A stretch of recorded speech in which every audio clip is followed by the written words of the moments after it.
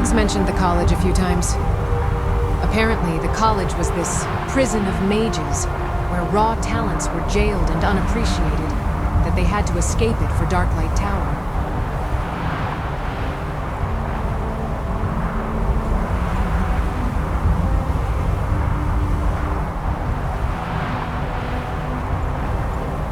I'll take your word for that. I didn't know what to make of the college at that time. Obviously, I had never wandered this far north and seen it with my eyes. But knowing the things those hags rejoiced in doing, the unholy sacrifices, the profane mating, the Daedric rituals, I kind of wished there actually existed a prison for people like them. Somehow, I knew you would ask about that instead of the unholy sacrifices and the Daedric rituals. Well, let's just say the trolls and the spiders weren't there to be guards.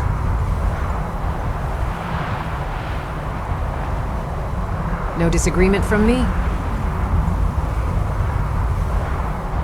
Honestly, I had no expectation. I mean, I knew deep down that the hags were lying or exaggerating about everything. But I didn't have an idea what the college was about either.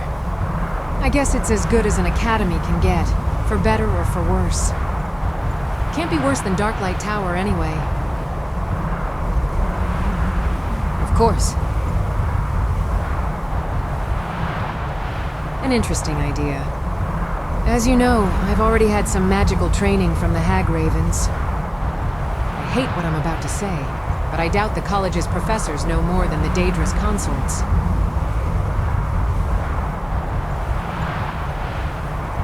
True, the Hagravens were despicable beings. That doesn't mean they only ever taught me evil rituals and ways to hurt people. They also showed me how to tame the cold and enchant my skin. Mostly for their own schemes, perhaps, but the magic itself is just magic. Just because I learned my spells from some vile monsters doesn't mean I should relearn what I already knew from someone legitimate. I dreamt of Sarthal once. There, I was a little girl stranded amidst a brutal siege, surrounded by cold-blooded fighters crying for a massacre. I'm curious to see this city for myself. Perhaps some traces of the past, of my dream, may come to me. The halls seem all silent now. But if I touch the ground, I still feel it trembling to the soldiers' march, to the dancing lightnings and fireballs, to the dying screams and to the echoes of a god's fury. There's an object beneath Sarthal, more powerful than the dragons and the Dremora. It's the creation of a god. A thing that triggered a war of thousands of years, and the butchering of not just a city, but an entire race. I'm sorry. I don't mean to be cryptic, but that's all I could decipher from my senses.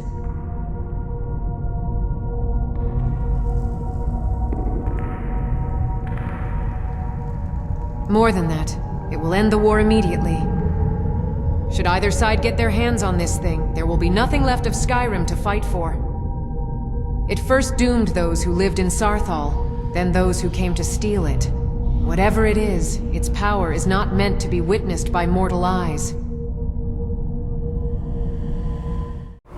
Tell me, what do you plan to do with such power?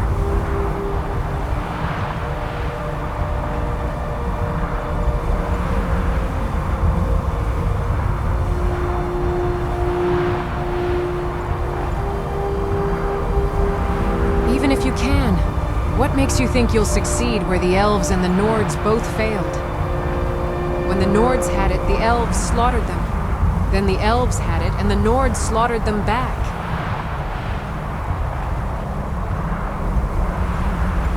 That's what they all thought.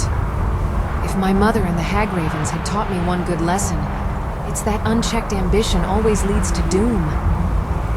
But you've grown too important to me. I don't want you to share their fate. Thank you, but the question remains.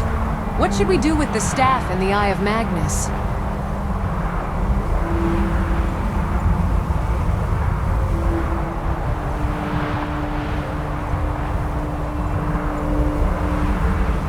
all they've done were keeping secrets and being unnecessarily cryptic. They claim they want to safeguard the world from disasters. Why do they still refuse to act, when so many lives were lost in Winterhold?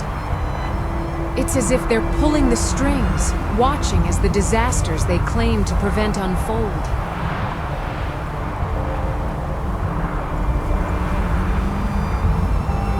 As painful as it seems, there are no good options. Just as it usually is when it comes to power, I guess. Take it, and we'll risk misusing it and be hunted by those who covet it. Let others take it, and we'll risk having others abuse it. The best choice that could have been made was to never have the Eye be unearthed in the first place. I once read about Dragonborn when I was a child. Stole me some books from the hags, you see. But it was all just fairy tales to me. Imaginary heroes to give people hope to vanquish monsters like the Hagravens and the Daedra. Until now.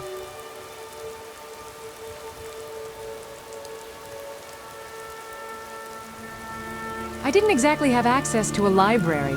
Even if I did, the hags would only keep spell tomes and Daedric lore. That book about the Dragonborn was actually brought to Darklight by a new hag. She used to read for leisure.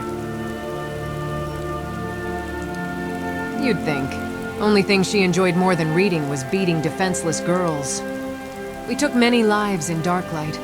Hers was the one I regretted least. Besides the Hagravens themselves, of course.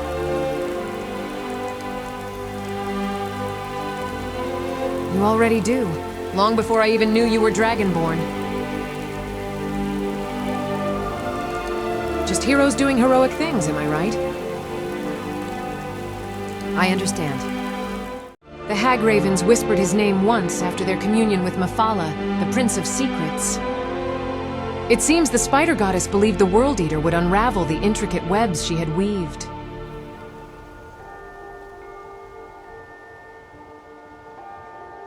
She enwebs mortals in her dark schemes, leading them to their demise. But Alduin represents the primal, uncontained power of destruction. He would extinguish every life before the spider could feed upon their misery.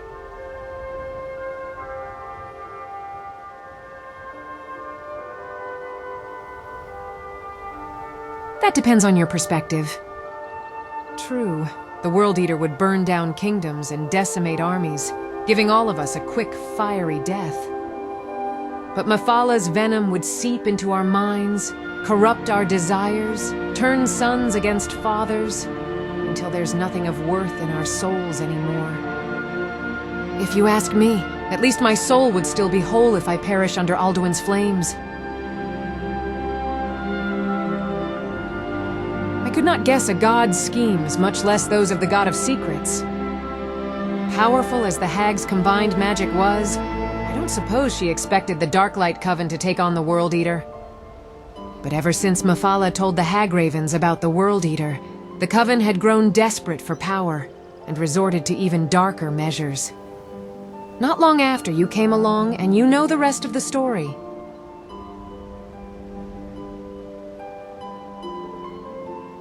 That does sound like something the Spider Goddess would orchestrate.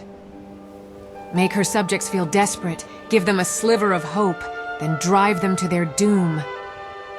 She never cared about the destruction Alduin would bring. All she wanted was to feed on the Coven's despair and claim their souls.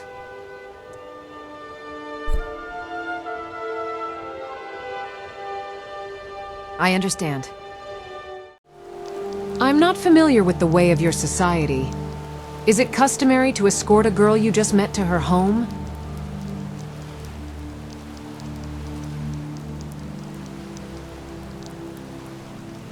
Now that you mention it, I never did ask why you helped me, did I? May as well ask that now.